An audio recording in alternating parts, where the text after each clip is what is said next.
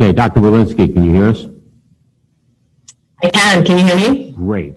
We had some operational difficulties. We're over to you on the state of the pandemic. Dr. Walensky from the CDC. Thank you, Jeff, and thank you all for joining us today. My name is Dr. Rochelle Walensky, and I'm the new director of the CDC. I'd like to start by recognizing the truly tragic toll that the COVID-19 pandemic has taken on all of us, especially those who have lost loved ones and who continue to suffer in the wake of this disease. This is the first of many briefings, and I look forward to speaking with you often, updating you on the state of the pandemic, and sharing continued actions that the public can take to protect themselves and their loved ones. Let's start with an overview of the data. There are some hopeful signs that we are watching very closely. 25.1 million COVID-19 cases have been reported to the CDC through January 25th. During the week of January 19th through the 25th, the 7-day average of new cases decreased by 21% to over 166,000 per day. During the week of January 18th to 24th, the 7-day average of new hospital admissions of patients with COVID-19 also decreased by 15% to nearly 13,000 per day. However, over 78,000 patients were hospitalized with COVID-19 as of January 24th. 419,827 deaths have been reported since January 22nd, 2020. During the week of January 19th to January 25th, the 7-day average number of deaths decreased by 4.9% to 3,113 per day. And while these data are trending downward is a good sign, the number of deaths reported in a single day during the outbreak was reported on January 20th, the peak number of 4,383 deaths. Though I am encouraged by these trends, our case rates remain extraordinarily high, and now is the time to remain vigilant. If we continue in the current trajectory, the CDC most recent national ensemble forecasts predicts that 479,000 to 514,000 COVID-19 deaths will be reported by February 20th, 2021. I know this is not news we all want to hear, but this is something we must say so we are all aware. But if we are united in action, we can turn things around. Continuing to expand safe, effective vaccination is key to ending the COVID-19 pandemic and bringing our country back to health. Daily vaccine doses administered continue to rise to more than 1.6 million doses per day over the past week. Over 23.5 million doses of COVID-19 vaccine have been already administered. This includes 3.4 million people who have already received their second dose. I want to take a moment here to emphasize that the COVID-19 vaccines are safe and they work. And this is backed up with data that I would like to share with you. Last week, the CDC released an MMWR on severe adverse events, most notably anaphylaxis, for those receipt of the Moderna vaccine as well as the Pfizer vaccine. Based on our most recent data, we found that there were 2.1 cases of anaphylaxis per million administered doses of Moderna and 6.2 cases of anaphylaxis per million doses administered of Pfizer. Let me be clear, these are rare, treatable outcomes, and the COVID-19 vaccines are safe. It's also important to put this into context.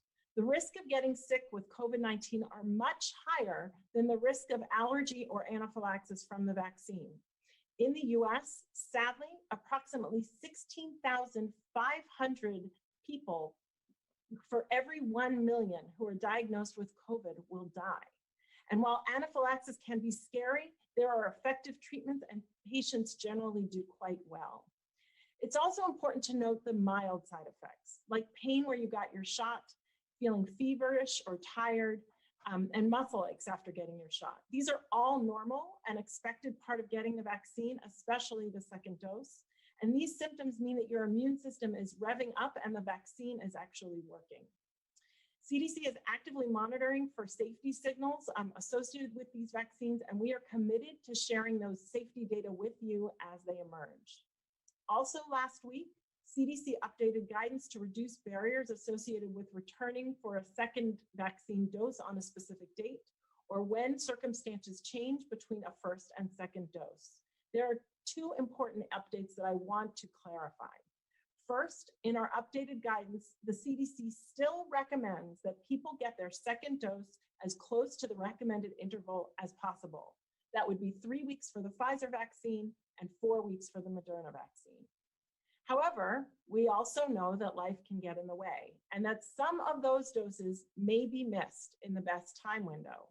And in those rare circumstances, the second dose may be given up to 6 weeks or 42 days after the first. Second, the CDC has reiterated that the COVID-19 vaccines are not interchangeable.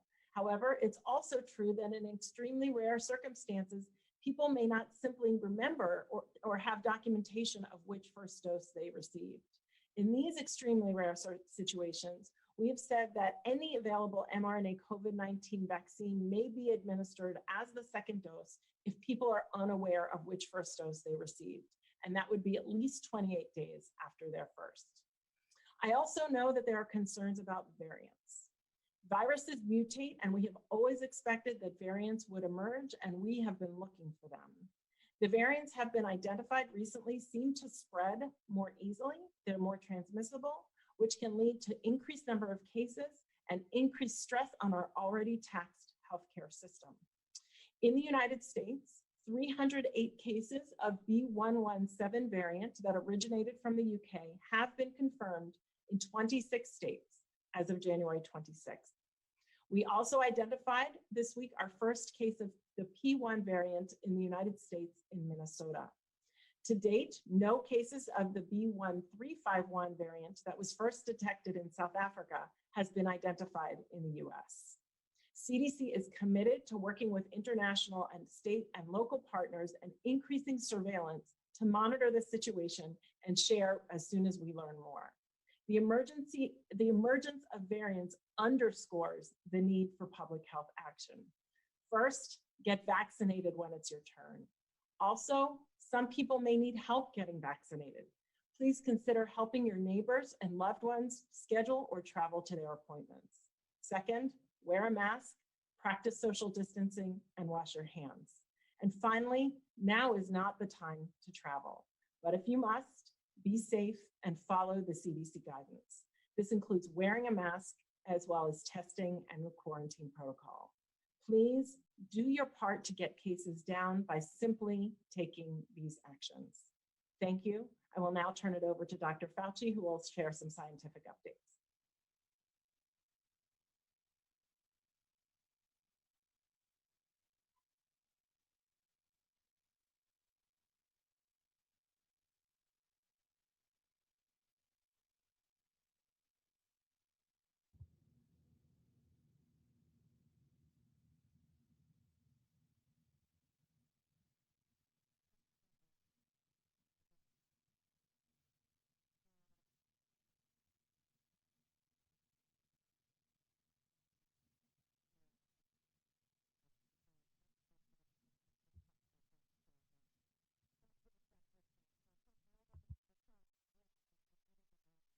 Bit about therapeutics. In therapeutics, Dr. Fauci? Yeah. I believe your audio just came on, so if you could come back to the beginning and start again, that'd be great. Okay, so in other words, nobody heard anything from me. Is that correct? Okay, well, I said a lot of really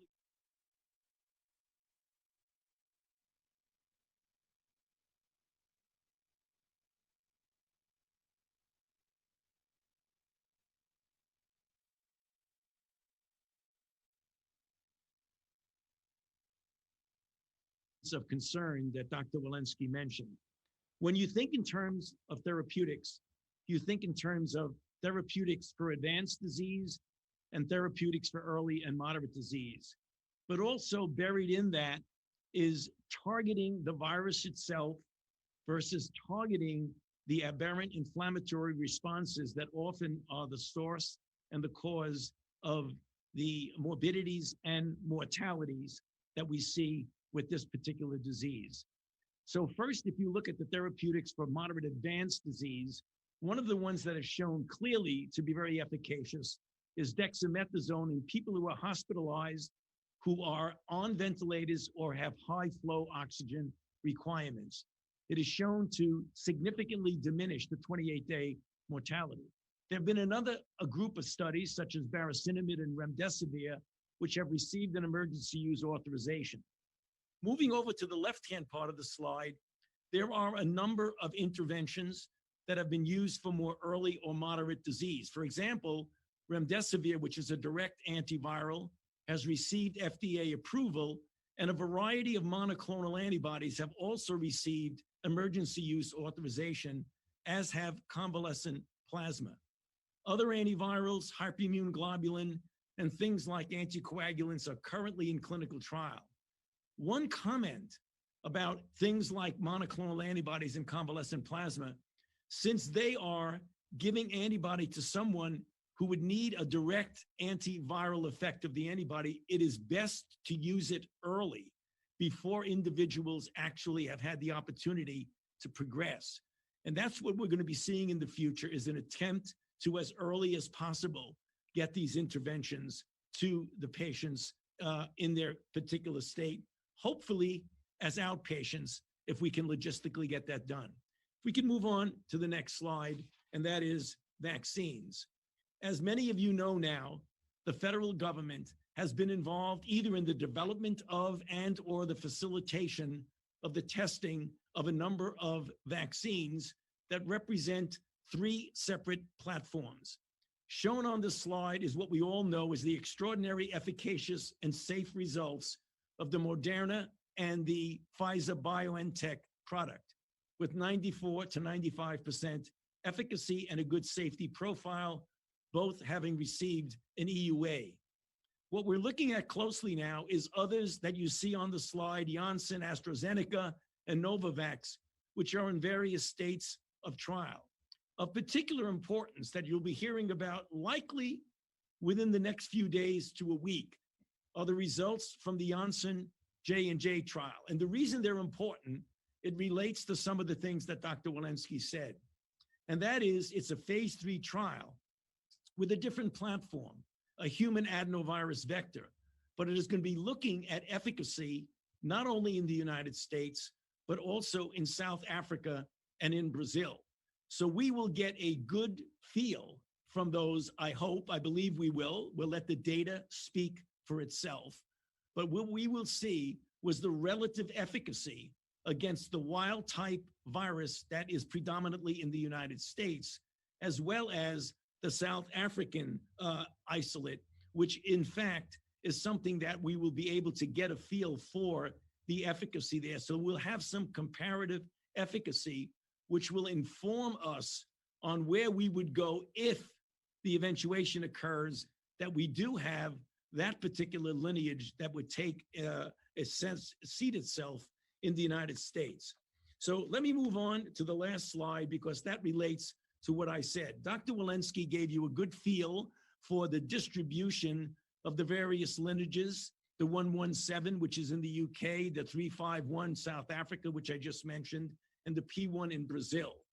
She mentioned about the increased transmissibility and the likelihood of an increase actually in some lethality in the B117.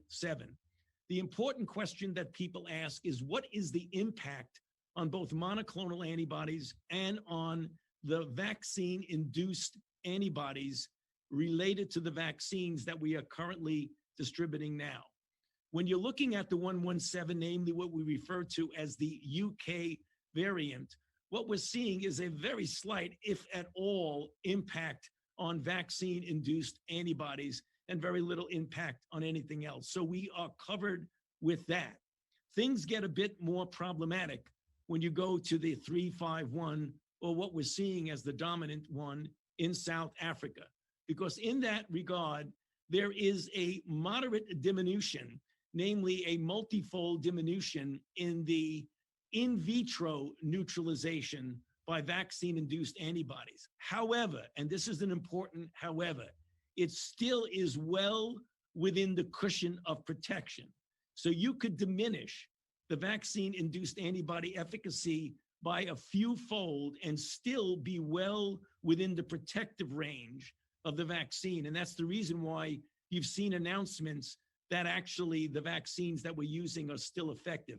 However, given that as a fact now, we have to be concerned looking forward at what the further evolution of this might be.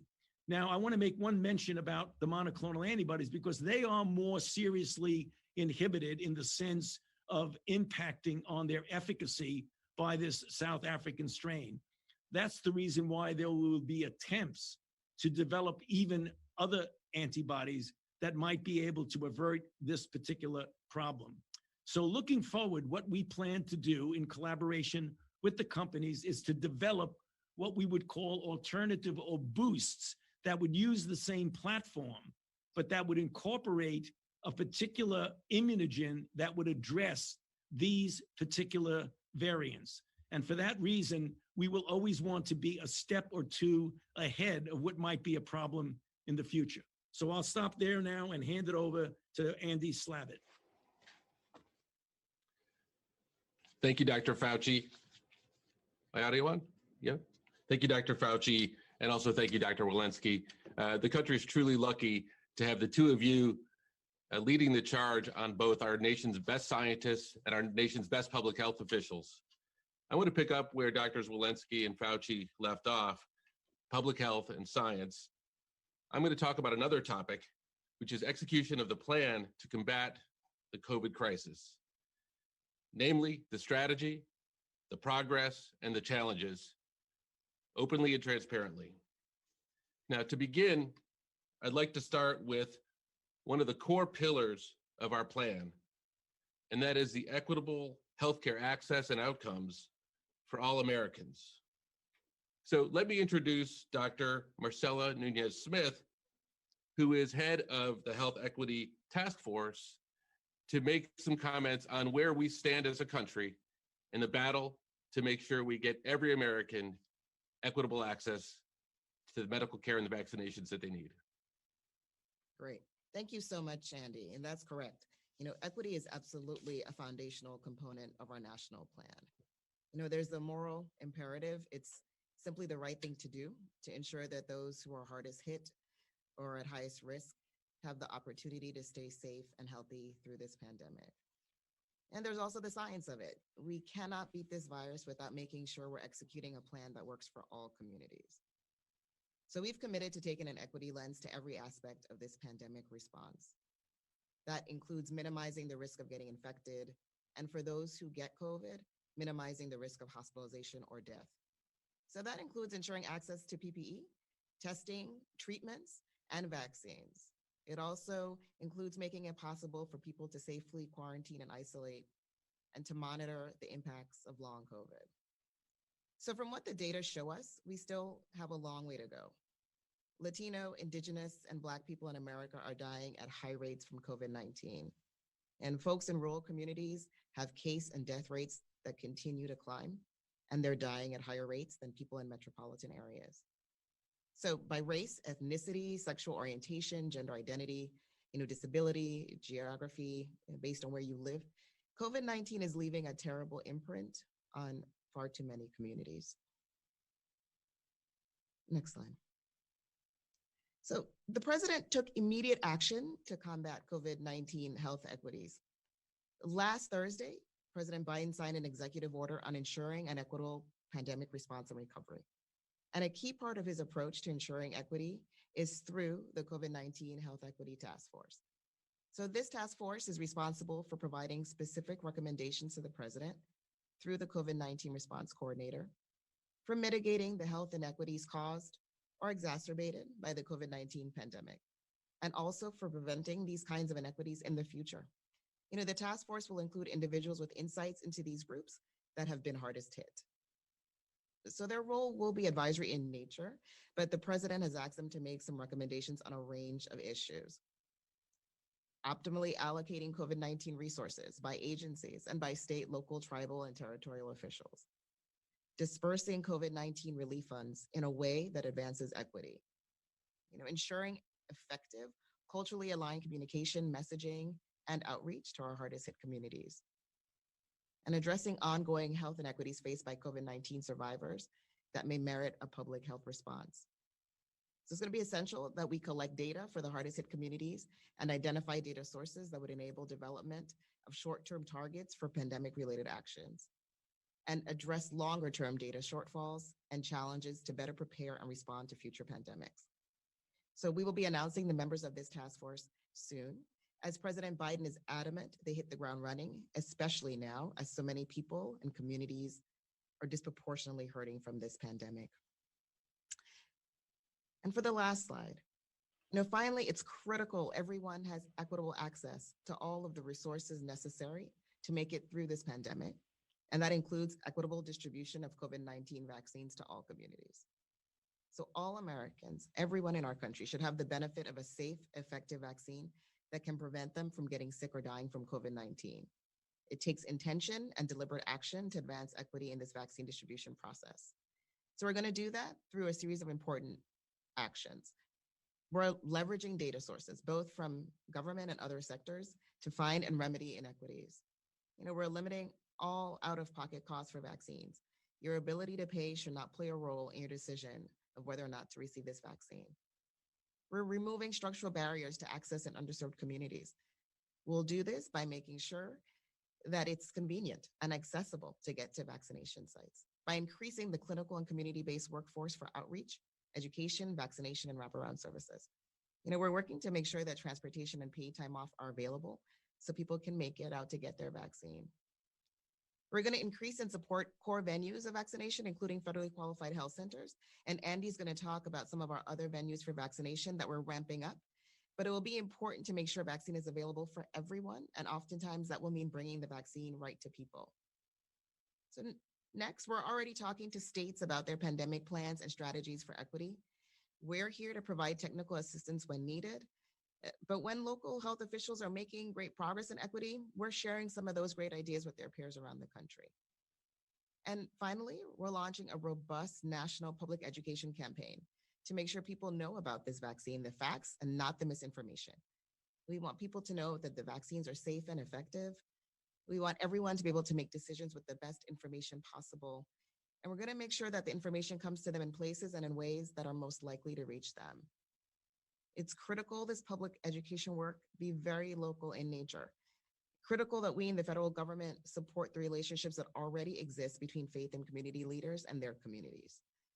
So while there is no single way to do this work, there are best practices that must define our approach, and supporting those best practices will be our focus in the days and weeks to come.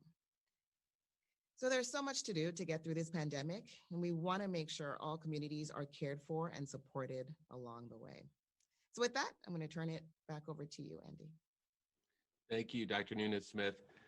And look, it's appropriate that I follow in my report Drs. Walensky, Fauci, and Nunez-Smith, very simply because it's important to send the message to the public that the White House respects and will follow the science, and the scientists will speak independently, and that our core values of science, public health, and equity are going to drive our actions here at the White House.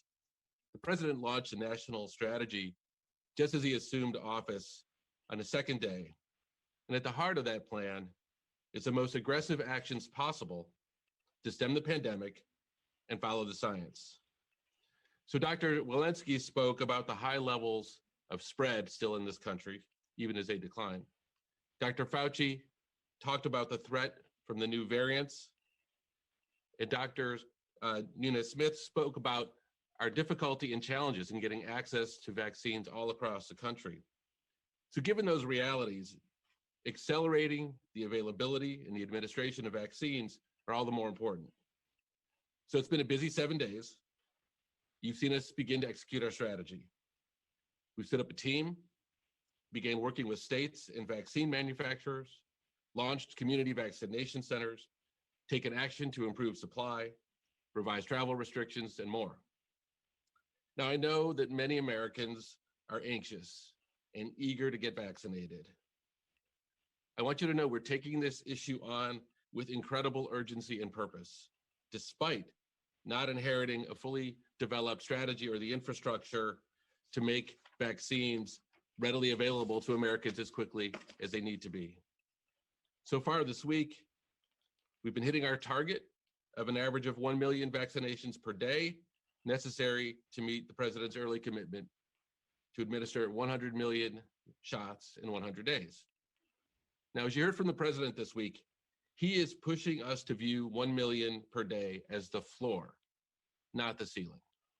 To that end, we are releasing more supply, activating FEMA, and deploying many more personnel. In fact, just this week, FEMA announced that they had obligated $1 billion to support state vaccination sites. Now I want to step back for a moment and put our vaccination plan in some context. To vaccinate every American over the age of 16, we are looking at a total need of well over 500 million doses of vaccines. Now, that assumes 2 shots for every American 16 and older. Now, I want to pause and say that everything we're talking about today, in terms of vaccines, reflects the vaccines currently on the market. That is a 2-dose regimen. We are not counting on things that are not in existence today. Our plan will be to make sure that we prepare for as many contingencies as exist. Right now, I want to level with the public that we are facing 2 constraining factors. The first is getting enough supply quickly enough. And the second is the ability to administer the vaccines quickly once they're produced and sent out to the sites. We are taking action to increase supply and increase capacity. But even so, it will be months before everyone who wants a vaccine will be able to get one. Now, let me start with what's happened so far. We've delivered 47 million doses to states and to long-term care facilities. We've administered about 24 million doses. Now, we've gotten several questions on this, so I want to be clear. As you heard us announce yesterday, any stockpile that may have existed previously no longer exists. Our practice is to maintain a rolling inventory of 2 to 3 days of supply that we can use to supplement any shortfalls in production and to ensure that we are making deliveries as committed. But we are passing doses directly along to states very much in real time as they order them. And we are confident that we will receive the supply on a rolling basis from the manufacturers to allow us to continue to do so. Now, we know there are places in the country with not enough vaccines. And at the same time, there are places with vaccines that they're not using yet. This is a natural challenge states are facing, and we will give them more visibility into their forthcoming supply and providing technical assistance that will help them make sure to make quicker use of these doses. But I want to emphasize an essential ingredient to increasing the administration of vaccines is passage of the American Rescue Plan, which dedicates needed money for vaccinators and for the administration of vaccines. Now let me take you through what we're doing to increase the supply. So the president invoked the Defense Production Act last week as a big first step to increase the supply of vaccines. We're going to make sure that we get 6 doses out of Pfizer's vials everywhere in America, because that's the potential. And we're going to do that by acquiring something called low dead space syringes. I'm sure everybody knows what low dead space syringes are. I now do. And yesterday, we announced a 16% increase in supply flowing to states every week for the next 3 weeks to a minimum of 10 million doses per week. That's good news. But what's also important about it is it gives states the visibility that they have lacked to know how many vaccines are coming in so they can make commitments to their partners in states and to the citizens and residents of their state so they know when to expect vaccines to arrive. Pfizer and Moderna are committed to delivering a total of 200 million doses by the end of March, with much of it coming at the end of the quarter. So it will accelerate. Pfizer yesterday announced that they think they can deliver 120 million doses this quarter. And as you heard from the president yesterday, the United States plans to purchase an additional 200 million doses from Moderna and Pfizer this year, which will be sufficient to vaccinate every American over the age of 16. And we expect those doses this summer. This entire thing is an unprecedented undertaking. We will run into unanticipated issues. But our plan and the actions we're taking in the days and weeks ahead is to deliver on these commitments to the public. Finally, we've also announced that we are creating additional paths to get Americans vaccinated. These will include standing up what we call community vaccination centers. We are going to launch 100 community vaccination centers this month. We will be also supplying vaccines directly to pharmacies. We will be standing up mobile clinics to reach hard to reach areas, particularly for pursuit of the health equity goals that Dr. Nunez-Smith has outlined. And we're going to partner with community health centers that reach hard-hit communities and have infrastructure to deliver vaccines. But again, I want to close with this. It's critically important that Congress act. The American Rescue Plan is an important and vital part of getting America vaccinated. It's got bold and ambitious legislation that will help fund the effort that we're outlining today and providing the resources we need to defeat this pandemic. So we need immediate action. With that, I'm going to pass it back so that we can take some of your questions.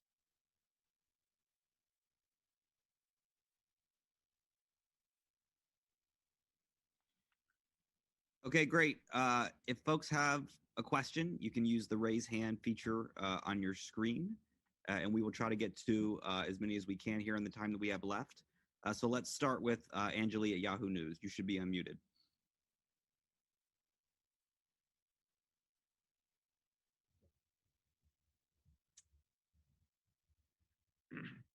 This is a technical. Mute me. Hi there. Thank you for taking questions. Can you hear me? Yep, we can. All right, great. Thanks so much. I just wanted to get some clarity about the rollout of these vaccines. It seems like we are getting an increase in vaccinations and administration. Can you clarify what the sudden change was to be able to get to this point? Andy?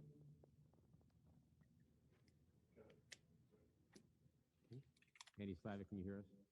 Yes, I can hear you. Okay, did you hear the question was about what the recent increase, what it was driven by? The minimum of 10 million to states for the next 3 weeks. How was that achieved, Andy? Yeah, thank you. Yeah, thank you, Jeff. It's a good question. Look, this entire effort is not about just big blasts, goals, but it's about day-to-day execution. You know, this is the result of the work of Pfizer and Moderna, and in this case, much of the increase came from our work with Moderna. There were planned increases and scrutinizing what's available so that we can make a commitment to states. Very importantly, we need to add predictability into this process. So I think this is due to the hard work of everybody involved in the process. Great. Let's go to Cheryl Stolberg at the Times next. Thank you for doing this call. I appreciate it. I was wondering if you could be specific about what you will not be able to do if Congress does not pass the American Rescue Plan. And separately, I'm interested in hearing from Dr. Walensky how accurate the CDC data showing that states and localities are not using about half the vaccine distributed to them. And if that data is the wrong picture, what is the accurate picture? So thank you, Cheryl. I'll take the first question and then I'll turn it over to Dr. Walensky. It's essential that Congress pass the act. We are committed to 100 shots in 100 days, and that piece of it is not dependent upon Congress providing funds. But as we all know, that's just the start. We need Congress to provide money for additional vaccinations sites that provide for more vaccinators. So in order to get all Americans vaccinated, we need Congress to provide funds for vaccination. We still do too little testing in this country. We need to ramp up testing significantly. So we need Congress to fund more testing in order to reopen schools and businesses and take care of people in congregate settings. Furthermore, believe it or not, we still have shortages of PPE and other critical materials. We need emergency funds in order to make sure that we have those materials. So those are just three of the key areas that need to be funded by Congress in order for us to execute on the President's national plan.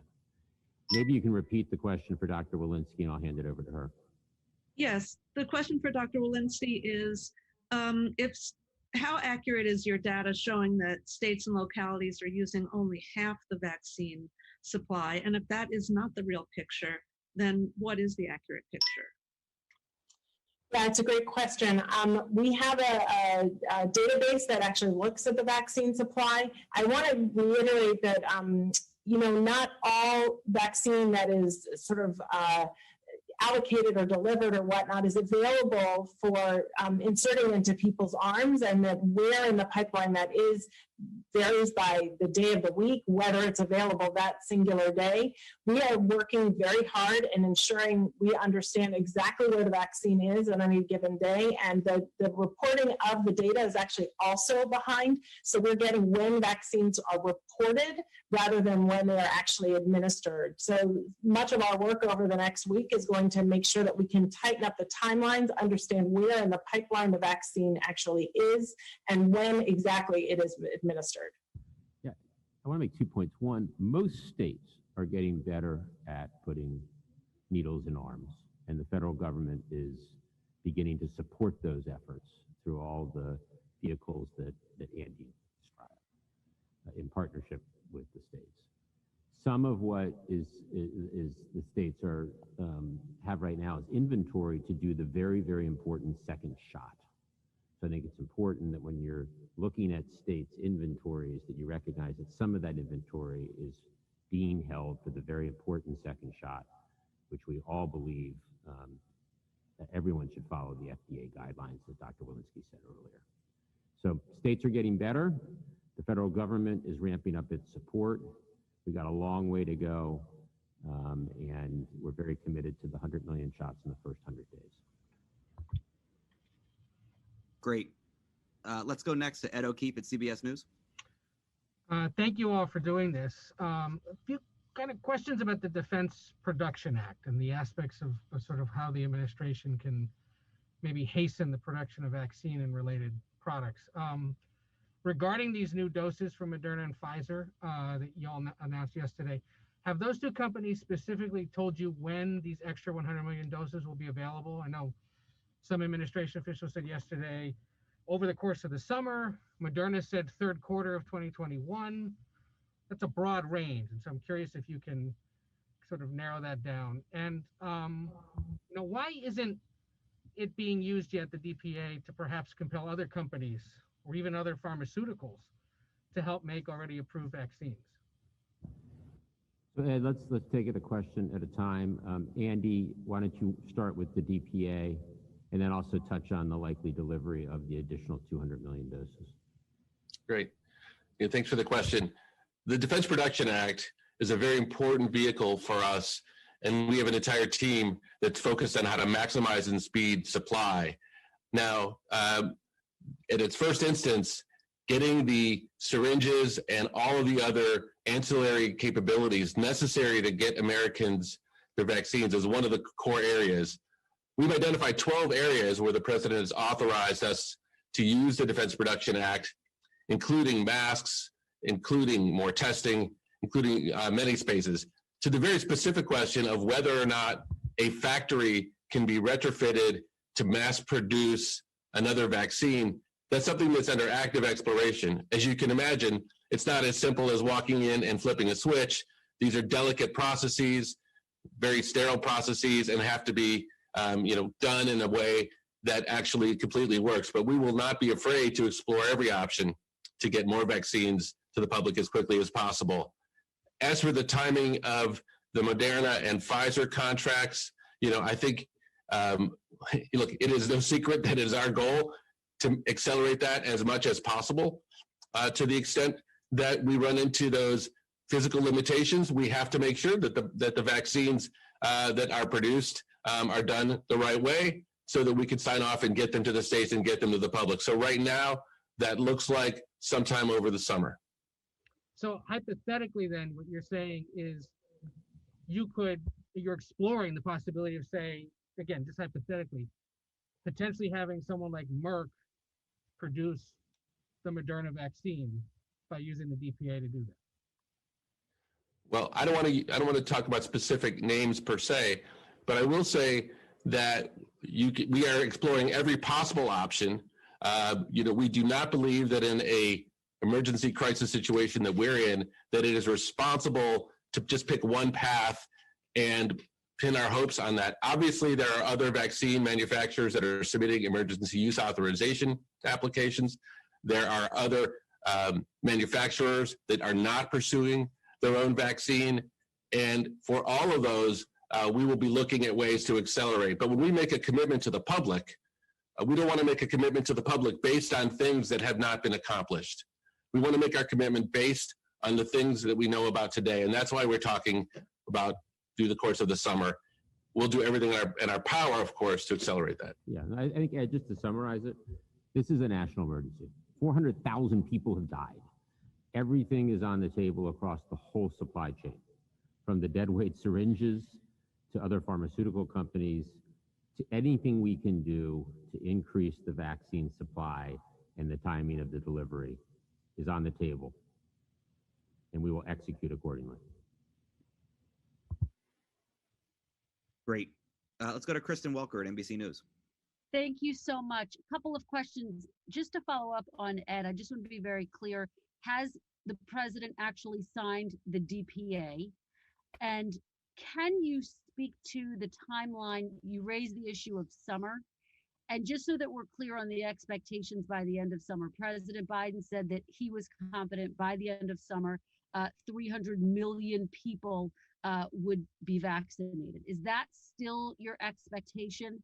And then can you speak to some of the concerns that we've heard from governors who have cheered this announcement and say they welcome more supplies, they welcome more vaccines, but in the words of Larry Hogan, quote, "We are going to need much more supply." Are you able to meet what the governors are asking for, not just increasing it in this first tranche, but continue to meet what they're asking for? So thank you for the question. Let me speak to that. First of all, I think it's important to clarify the difference between 300 million or 600 million vaccines being produced and the process of getting that across the country to providers and pharmacies and community clinics and into people's arms. There are many more challenges. So what we've talked about yesterday, what the president announced, was a first step, namely to make sure we have enough production. Making sure that 300 million people get vaccinated have a lot of other elements, including community conversations to discuss people's concerns about vaccines as we get into the summer, including making sure that, to our earlier points, we are getting every community access to vaccinations. So there is a huge process which we are undertaking to do this. And so I don't want you to hear that just because they will be manufactured and produced by a certain date, that is the same thing as taking every step necessary to get them to the public. As for Governor Hogan's comments about wanting more vaccines, we hear you, Governor Hogan, and we couldn't agree more. I would love to tell you that we inherited a situation where there were stockpiles and stockpiles of vaccines sitting there. That is not the case. And it is our job to level both with the governors and with the public. Having said that, what we have been able to do is make a commitment to increase by 16% the amount of vaccines going out and to provide 3 weeks of visibility, which will allow them to plan better. And we hope to do our best to increase and accelerate more vaccines as we see them. Great. Let's go to Yamiche Alcindor, PBS. Hi, thanks so much for taking my question. I have Two questions. The first is, can you, just for maybe for housekeeping, I just want to make sure how many vaccinations are currently available and what's left in the federal stockpile. Are we dealing with a finite number of vaccinations, or are they coming in at a certain, I'm just kind of wondering if you could talk through the numbers again.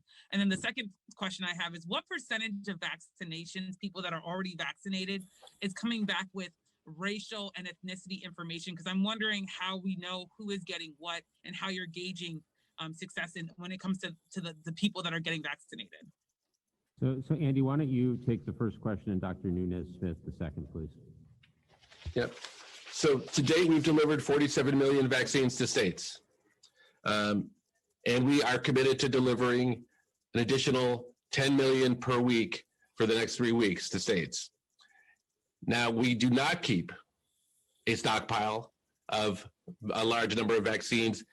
We keep a 2 to 3 day supply as a practice, just to account for variation in manufacturing production.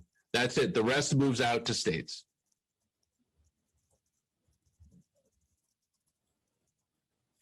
So thanks for I think part of the confusion here is there was a practice early on, before we were in office, of having a stockpile. The president-elect. I lost 2 to 3 days, as Andy said, of supply to deal with any unforeseen situations. Dr. Nunez-Smith. Great, thank you. And thank you for that question. So we are 100% committed to making sure that when it's your turn, that you have access to the vaccine. And we know that access in many communities that have been hard hit might be a challenge. To your specific question around race ethnicity data, we are making a call to get better, more consistent data, particularly around some of these demographic points. We see right now around 16 states or so that are releasing race ethnicity data, but it's true that those data are incomplete. But it's not our only sort of visibility into what's happening. The CDC, for example, has a metric around social vulnerability. Many states are using that now. We encourage the use of equity metrics such as that as states are doing their mapping and planning. So we can think about things like neighborhoods and communities as metrics and ways to track as well. And we're building our equity dashboard right now, and we'll rely on government sources as well as sources of data external to government. And could I just ask as a follow-up, how soon do you think the plan to roll out vaccines to communities of color will have real impact? I know we've talked about summer and other months for the nation as a whole. I wonder if there are any estimates for communities of color and vulnerable populations. Absolutely. So, that work is happening right now. So in states and localities, where, depending on kind of what's on the ground as far as prioritization, but in those communities that have been hard hit, I say kudos to all of the local health officials who are making those pushes to get to those who are over 75, who are in affordable housing communities, who are bringing vaccine to people, in homeless shelters. So, again, who meet the criteria for the prioritization. And so I think that's the key, is when we say, everyone over a specific age is eligible, that we're going to have to take an extra step to get to some of the people who are hardest to reach. And that work is already happening now. Thank you. And we're coming up on the top of the hour, so we have time for one more, which will go to Alice Park at time. Hello, thank you so much for taking my question. This is more for the scientists, perhaps Dr. Fauci and Dr. Walensky. It seems that the mutations in SARS-CoV-2 are inevitable, and it's really a matter of staying on top of them to figure out which ones are going to be benign and which ones can potentially affect disease outcomes and ultimately vaccine immunity. Are there plans to expand on the current sequencing efforts on a national level, like provide states with additional funding for collecting samples or conducting the sequencing themselves? And how high a priority is this to have a more national sequencing effort for surveillance purposes? Dr. Walensky, why don't you take that first? Great, thank you. And yes, we are actively working on this. These are data and samples that are collected in the states, as well as with academic and pharma collaborations.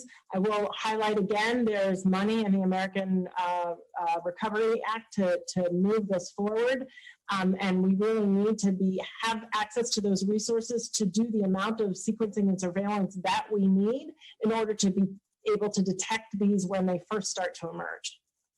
Yeah, just to expand, I mean, believe it or not, we are 43rd in the world at genomic sequencing. So it's essential as part of the American Rescue Plan.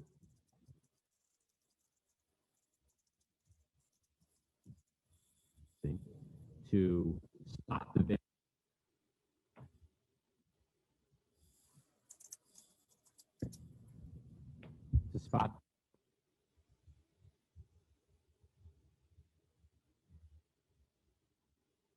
with variants.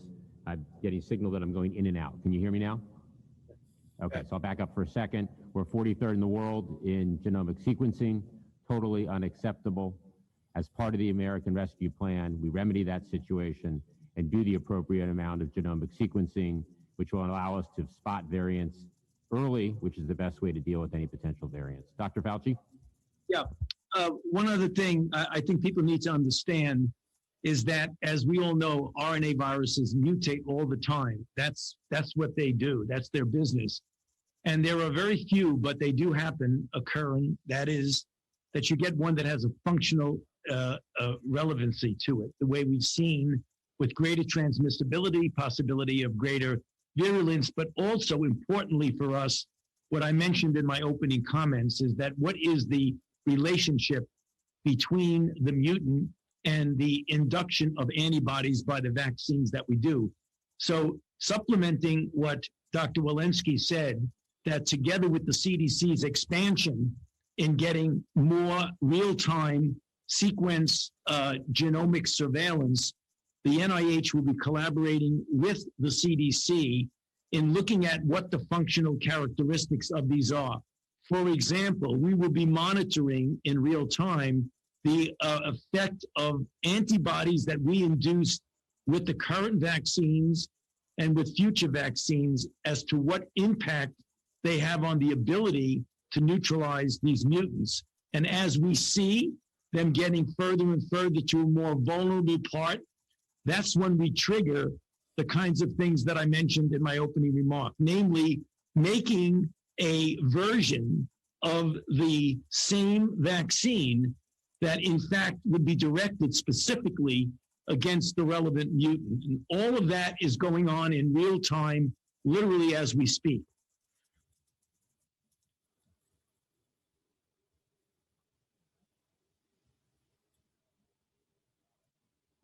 Okay, I think we're going to wrap it up here. I want to thank everybody for joining.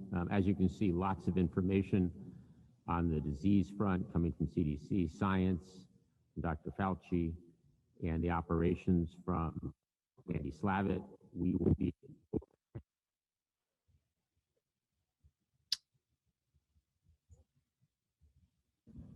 plan on doing these on a regular basis, and the next briefing will be on Friday. Thank you for your patience and for all your great questions. Appreciate it.